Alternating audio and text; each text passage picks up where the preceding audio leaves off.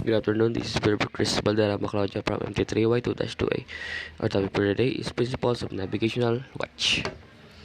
What is an officer on watch? An officer on watch is a deck officer who is assigned the duties of watchkeeping and navigation on a ship bridge. The three main duties of an officer on watch can be classified under watchkeeping, navigation, and GMDSS radio watchkeeping. A deck officer assigned with the duties of watchkeeping and navigation on a ship's bridge is known as the officer on watch. While keeping a watch on the bridge, he is the representative of the ship's master and has the total responsibility of safe and smooth navigation of the ship. The three main duties of an officer on watch can vary broadly for the sake of understanding only, can be classified under navigation, watchkeeping, and GMDSS radio watchkeeping. What is navigation? Navigation is defined as the act or process of planning out a route or directing the travels of a boat, ship, car, person, etc. With a GPS device plans out your route and tells you where to go and when to turn. This is an example of GPS navigation. Navigation equipments. Here's the magnetic compass, gyro compass, GPS gyro compass, autopilot ECDIS, number 1 radar and number 2 radar, GPS compass, GPS navigator, navigation echo sounder, electromagnetic log, automatic meteorological, remote wave height meter, monitor TV system. International Convention on Standards of Training Certification of Keeping per Seafarers or STCW. The International Convention on Standards of Training Certification and Watchkeeping for Seafarers 1978 was adopted by the International Conference on Training and Certification of Seafarers on 7 of July 1978. The 1978 STCW Convention entered into force on April 28, 1984. Since then, amendments thereto have been adopted in 1991, 1994, 1995, 1997, 1998, 2004, 2006, 2010, 2014, 2015, 2016, and 2018. The 1994 amendments on the special training requirements for personnel on tankers were adopted by Resolution MSC.33, opening close parenthesis 63, and entered into force on January 1, 1996. The 1995 amendments were adopted by resolution of conference of parties to the International Convention on Standards of Training and Certification of Watchkeeping for Seafarers, which was convened by the International Maritime Organization and met the headquarters of the organization from June 26 to July 7, 1995. The 1995 STCW Conference adopted the Seafarers Training, Certification, and Watchkeeping Code. STCW Convention Chapters. Chapter 1, General Provisions. Chapter 2, Master and Deck Department. Chapter 3, Engine Department. Chapter 4, Radio Communication and Radio Operators. Chapter 5, Special Training Requirements for Personnel on Certain Types of Ships. Chapter 6, Emergency Occupational Safety, Security, Medical Care, and Survival Functions. Chapter 7, Alternative Certification. Chapter 8, Watchkeeping.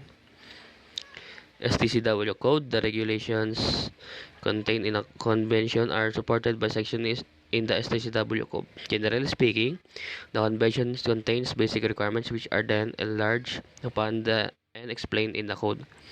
Part A of the code is mandatory. Chapter 2 of the code, for example, this with the standards. Part B of the code contains recommended guidance which is intended to help parties implement the convention. What are the duties of an officer on watch? We said it earlier.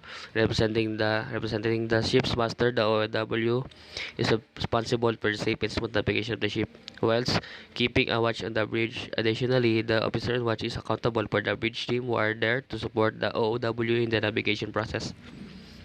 The main duties of an officer on watch are as follows: comparing the compasses. Comparing the compasses done, identify compass errors, checking the gyro for errors. The OW is responsible for checking errors. Checking soundings by the echo sounder, data regarding the type of water. Handover with the outgoing OW. Navigation of the vessel extremely dynamic, can be affected in many ways. Communication between the current and ongoing OOW is vital when discussing an unusual activity. General runs of the ship. Following the handover of the watch relief, OOW may take a round of the ship to ensure that the vessel is running as usual without any breaches to power safety and ensure that no articles are secured in the accommodation.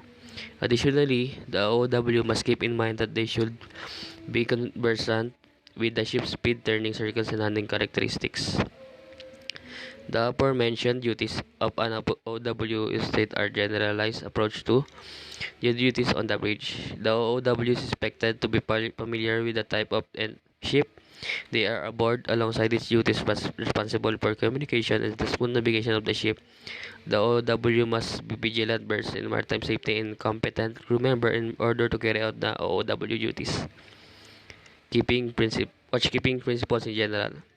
Watches shall be carried out based on the following bridge and engine room resource management principles.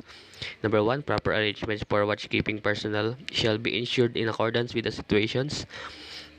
Any limitation and qualification or fitness of individuals shall be taken into account when deploying watchkeeping personnel.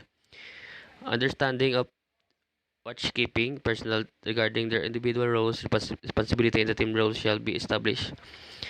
The master, chief engineer, officer, and officer in charge of watch duty shall maintain a proper watch, making the most effective use of the resources available, such as information, installations, equipment, and other personnel.